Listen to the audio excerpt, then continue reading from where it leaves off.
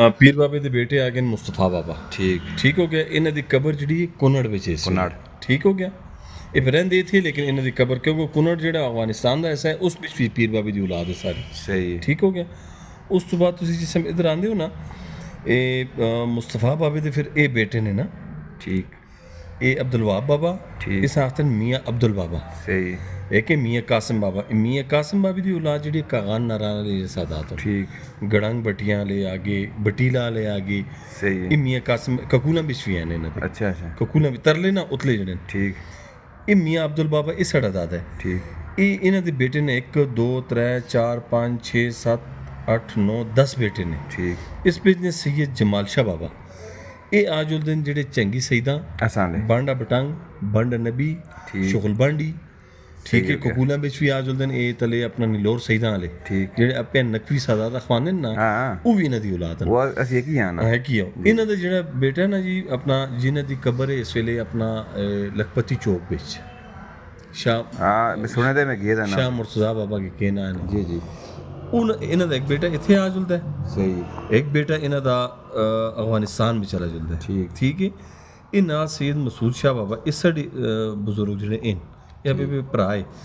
ਇਹ ਅਸੀਂ ਛਤਰ ਪਲੇਨ ਹੋ ਗਏ अपना गंतड़ दे सैयद हो गया अपना काले टाके दे जितने सादात हैं वो हो गए। फिर उगी दे जितने सादात हैं वो हो गए। बड़ग्राम मैदान दे सैयद सारे उन्होंने दे बेटा जो पीर इमाम बाबा ये सारी उन्होंने औलाद हाँ।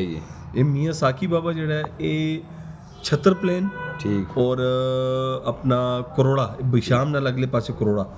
मियाँ साकी बाबा जो इन्हों की औलाद वो ने। ठीक ये मियाँ दाऊद बाबा ना सैयद दाऊद बाबा ये ख्वाजा खेला स्वाद के अंदर ख्वाजा खेला दरब शाहग्राम ये जितने भी हैं ये मियाँ दाऊद बाबी की औलाद है। इस तरह मियाँ अब्बास बाबा सैयद अब्दुल ये ख्वाजा नूर बाबा ये जितना सारा मरदान के अंदर सादात है ना जी जी ये मरदान रुस्तम के अंदर जो रहते हैं ये मियाँ ख्वाजा नूर बाबी की औलाद हैं। इन्हों के लोअर दीर अपर दीर चतराल ये सारे इन्हों की औलाद आ जुलते हैं। इस तरह मुख्तलिफ इस एरिए में सब तो ज़्यादा अब्दुल वहाब बाबी की औलाद है। ये अब्दुल वहाब बाबा पीर बाबे का पोतरा है। ठीक मतलब पीर बाबे का बेटा है मुस्तफा बाबा। मुस्तफा बाबे का जो बेटा अब्दुल वहाब बाबा इन्हों के अगे 10 बेटे।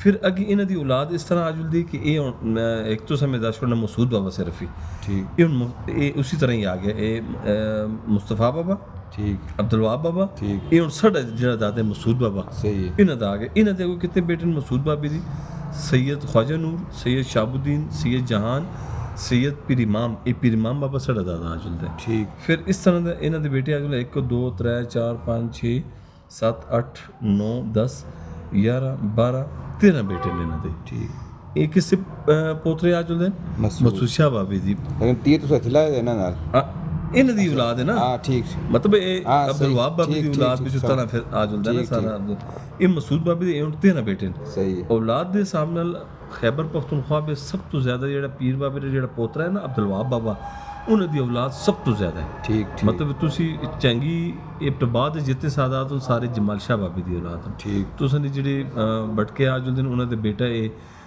लखपति चौक भी जिन्हों की कबर है सारे तुसी उन्हों की औलाद हो भावें बाटा बटंग बंड नबी चंगी सईदा ठीक ठीक अपना ककूना बिच आ गए हो तो निलोर शुगल बांडी इस टोटल किन्ने दी औलाद बिच आ जुलदे तुसी जमाल शाह बाबी की औलाद है इदा भरा है।